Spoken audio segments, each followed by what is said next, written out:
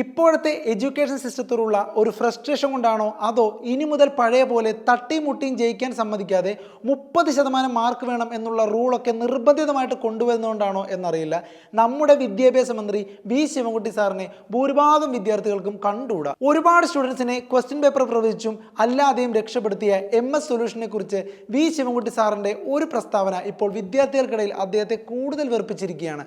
As per Manorama newspaper അദ്ദേഹം പറഞ്ഞത് MS സൊല്യൂഷൻ്റേത് രാജ്യദ്രോഹപരമായ വെല്ലുവിളിയാണ് എന്നാണ്.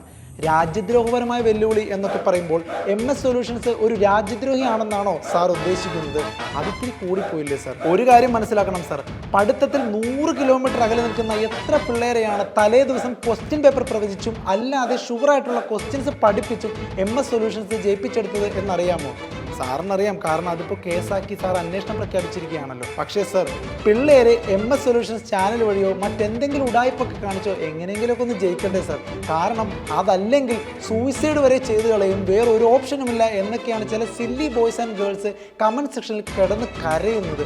അത്രയേ ഉള്ളൂ സാർ അവരുടെയൊക്കെ മെൻ്റൽ ഹെൽത്ത്. അതാണ് നമ്മുടെ നാട് നേരിടുന്ന ഏറ്റവും വലിയ പ്രശ്നം.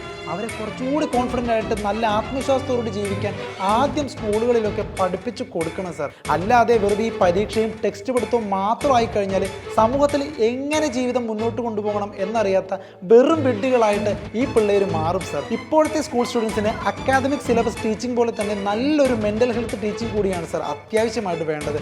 എന്നിട്ട് പരീക്ഷ ടഫാക്കാതിരിക്കുക എന്ത് വേണേൽ ചെയ്തോ, നോ മാറ്റർ.